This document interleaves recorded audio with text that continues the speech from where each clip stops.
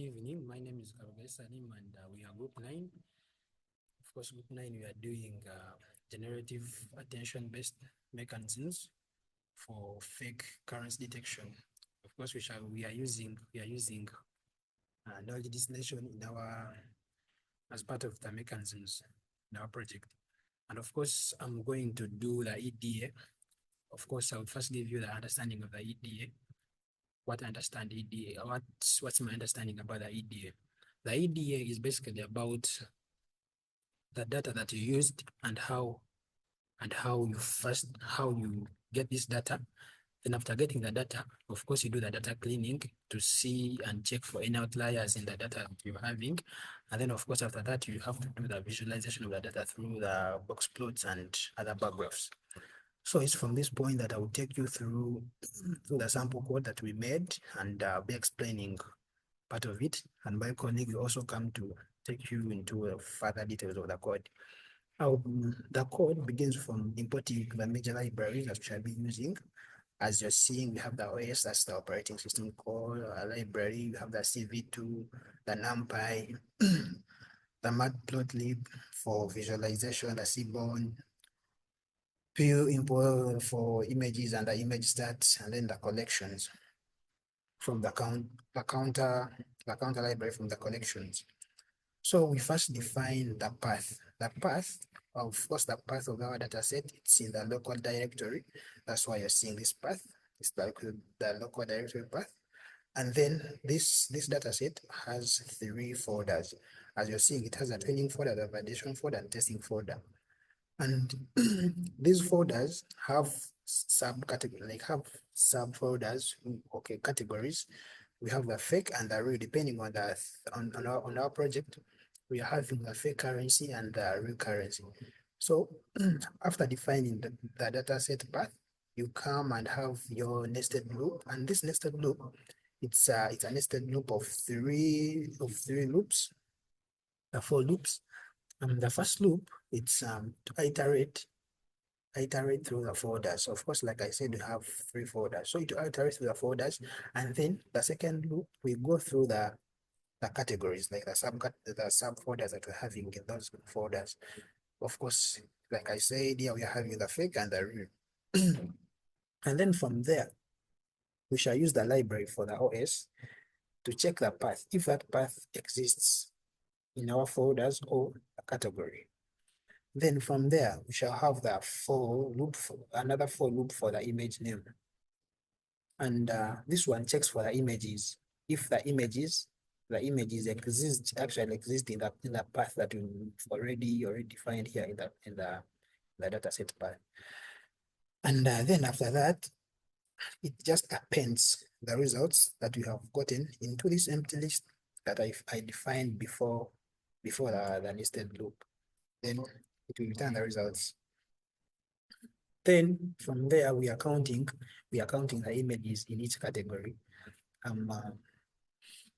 Our data set has are they 40 around 44 images, but then we don't do that manually. Of course, it's our function here, it's our code here that will do that for us.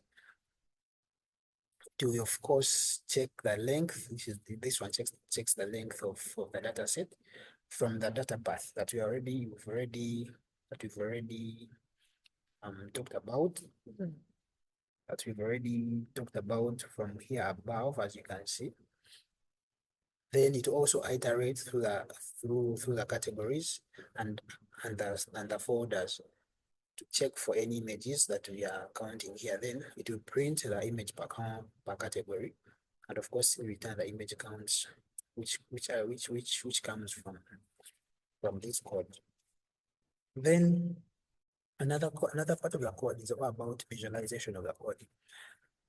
This is the CNS, which comes from the Seaborn library. This is the plot style. That grid is the plot style.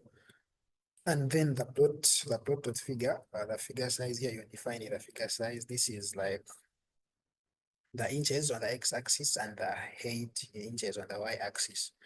So this is what this line means. And from there, we shall have another part of the code that basically talks about visualization and how our graphs and our plot and our plots will be looking like, the number of images, the target categories, and other stuff, depending on the y-axis and x-axis, depending on the labels you want to show. So from here, my colleague will take us through most of the visualizations. Yeah, thank you.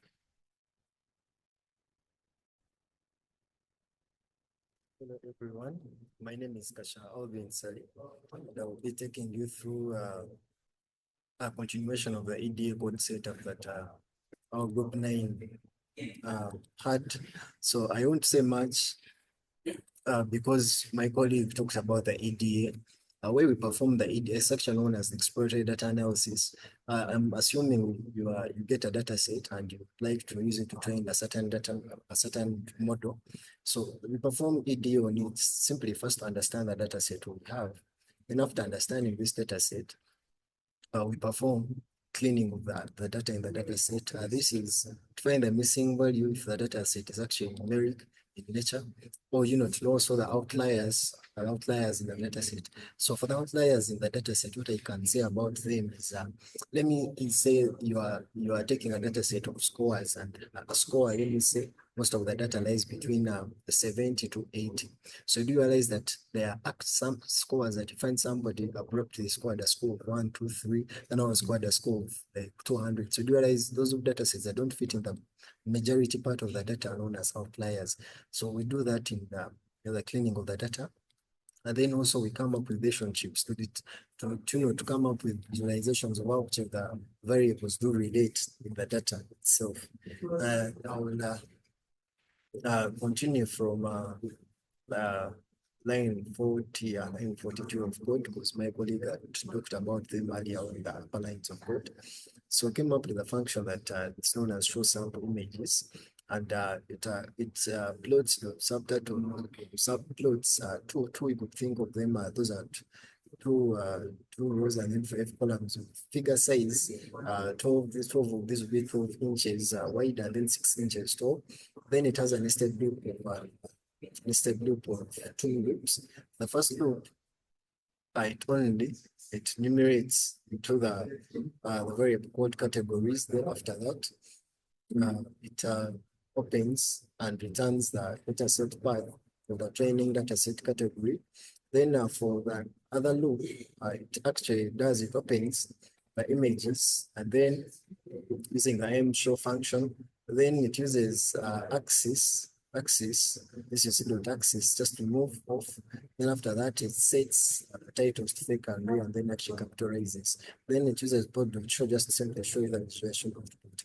I'll get to show some of these visualization output, some of the graphs after the running of the code, because I'm using this code. I didn't get to use Jupyter Notebook to have an inline acceptation such that when I run code, you can actually see the images. So I'll do that at the end. Then after that, I wanted to understand the image sizes. So we came up with a variable.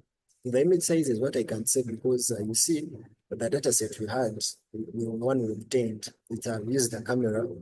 I know we didn't use a camera, the person used the camera, and you obtained images that came in different sizes. So we wanted to know the sizes of the image, so ascertain the common size of these images. So we came up with a variable known as various sizes counter. And then we took on the entire data set that was described earlier, and then it opened these images, the images, and then after that, printed out a formatted text. But don't forget, these are saved in this counter.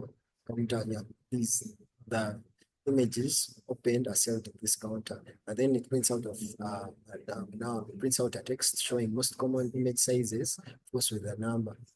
Most common 5 present in 5. Then we also thought about image brightness, because the images were taken at different times of the day, and also he actually used a camera that had LED flash on it, and another one didn't actually have.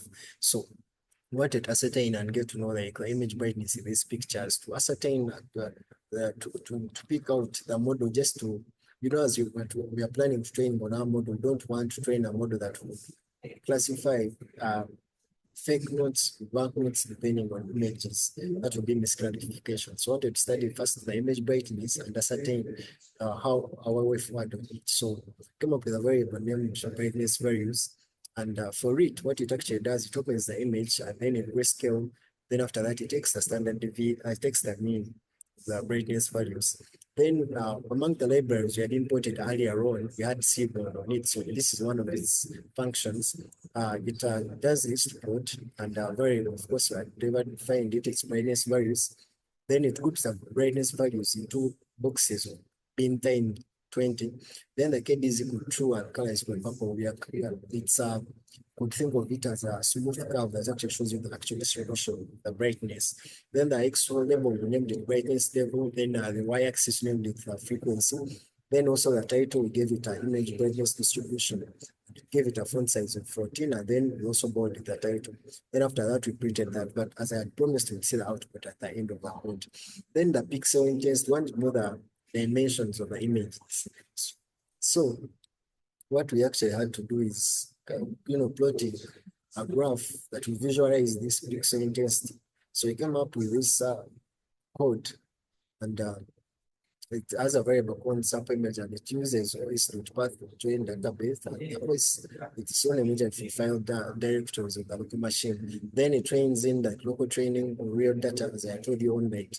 Our data and our data set has 3 folders: training, it starts with testing, training, and validation data, and of which each includes a subfolder of fake and real. So it brings in this, and then after that, it uses the OpenCV function to read these images in grayscale. Then after that, it uploads a figure of 10 inches. Those will be white, and then 6 inches tall. Then after that, the histogram, the intensity is grouped in 256, as I said, of color gray. And then the x-axis will label the pixel intensity ranging from 0 to 255, meaning that 0 is the minimum pixels, minimum number of pixels, then 255 is the maximum number of pixels. Then the y-axis, we named it frequency, but we can also think of it as number of images in that context. And then the title, we named it a pixel intensity histogram. Gave it a font size of 14 and bolded it. And then after that, that function just shows it, like plots, shows the plotting. Then also want to detect corrupted images, because as we tried opening some of these images in the data set, we did realize that actually there are some images that couldn't be opened. So we came up with a function that could help iterate through these images and ascertain those that can't actually be opened. And then after that, return, showing us with a printed output formatted text showing that it has found the number of corrupted images, and as such that we were able to ascertain how we can deal with these corrupted images for our coming future prospectus. Then after that, we went for the noise analysis. We did realize that the dataset we acquired was obtained using scanning cameras and so on. So the actual claim of the images were not, ascertained, were not stated, but the image, what I can say, most of the images are they use the camera. They just pressed, like, let me say, a fake note, original note of the paper, and then they just took a picture. Then as you realize, the image, yes, the picture was taken, but it included some surrounding image, like some surroundings. Now the surroundings are known as noise to the actual image. So we wanted to know the amount of noise in most of these pictures so that we get to deal with it. So the noise comes about having the surrounding around the image, not dwelling in the image, but we are concentrating on the banknote. So if they caught a camera, put some fake note there, banknote, then took a picture of it. When you took a picture of it, yes, the image was captured, the banknote was captured, but then it also had a surrounding. That's a surrounding or compare. We are knowing it as noise. So I came up with a very important using the iterative data set I talked about earlier on, using, of course, OpenCV to manage to read these images in grayscale. Then, of course, we took the what you can say as in middle test is the standard deviation. Then after that, using the Seaborn library, as earlier talked about it, using some of its functions is to plot. These are the noise levels. Then it groups the noise levels, all noise values into 20. That will be the box distribution, like how the size of the boxing. Then the KD is equal to, you can think of it, it is a curve, yes. it's a curve. That's why they equate it to true, and then it's going to become brown. Then the XY axis, we labeled it as noise level or the standard deviation. And then also the Y axis, named it frequency. What frequency I told you can think of it as the number of images that is or in that domain. And then the title of this graph, we named it as image noise distribution with a font size of 14. And then we bolded the title and then also printed out it to the point of show. Now allow me show you how I run this code and show you output of these visualizations. So first I'll take you through the command palette. Command palette, yeah, just some time as the code runs, simple time, some seconds, because I use Visual Studio Code. I don't manage to implement this in the GPT notebook. So a few seconds, there we go. So the image count per category, we have training. You can ignore the graphs. Let me first handle the command palette, but the graphs will keep on coming. But image count per category, we have training. So for the fake in training, we have 15 images, then we have 20 images. Then for the validation folder, we have fake only 2 images and real 5. And then the testing, we have 1, and then the real images, we have 1. So the training images actually more. Yeah, because we're training them, but we have planned on training that. And then some of the corrupted images were found because of my code. We found 44 some, but for the 44 corrupted images, but we removed those. We moved them, get to the actual ones. Yeah, that was before. Now, so when you have an estimate of around 44 clear pictures. So you'll allow me, where is this? Take you through the plot graphs themselves. So for the plot graphs, I start with the class distribution, the dataset.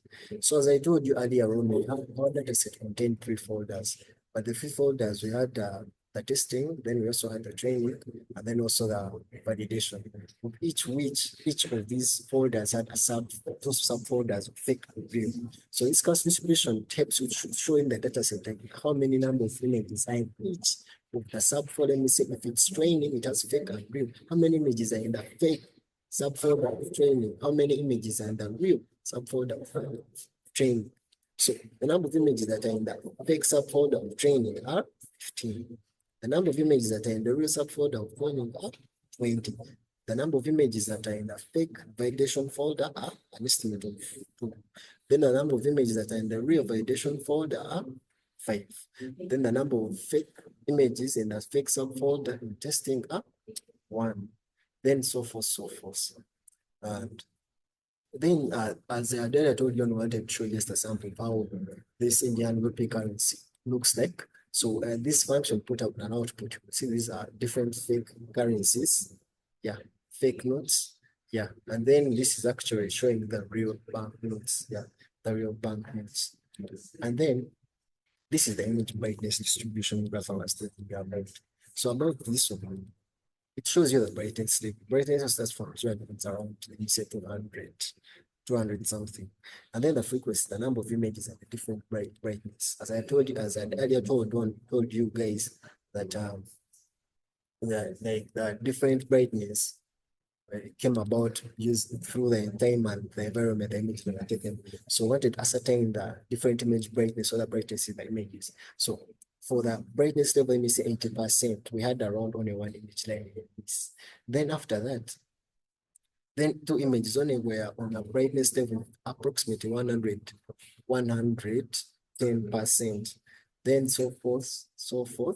Then we had how many images? 8 images with a brightness level approximately 160%.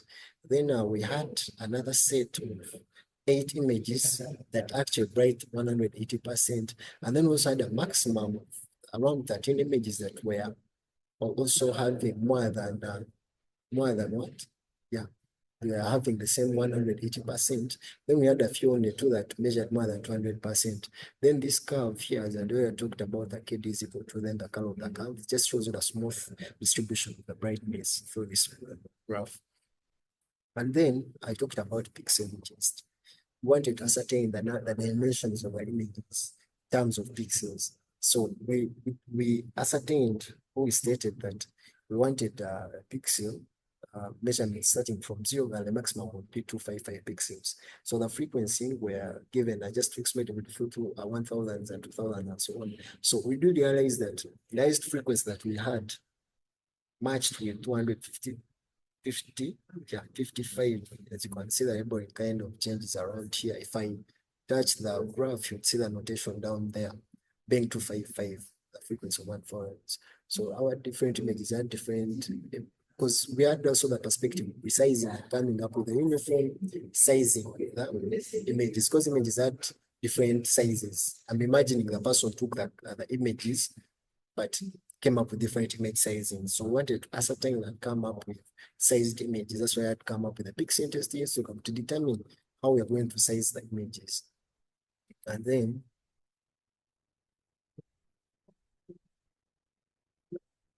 just a second. This is just so oh my goodness. Okay, so yeah. So and then I also talked about the image noise distribution. I told you what I meant by noise. The data set we had were just images, images taken, but then they were placed on the ground. Some of them were held in the hand and so on. So the images contained the key things we wanted, and those were the fake banknotes and also the fake banknotes of the Indian rupee. But still, there was a surrounding, there were like surroundings around the money that were taken in the pictures. So I wanted to ascertain how many images and the levels of noise in the images. So we came up with this graph to necessarily understand how many images had a lot of noise and those which had little noise, as I told you about noise. So it has two axes. It has the frequency. The frequency talks about the number of images, and then also the noise level.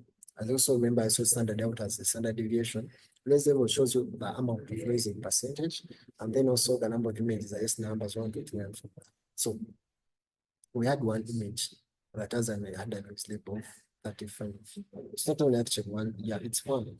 Then we had two images.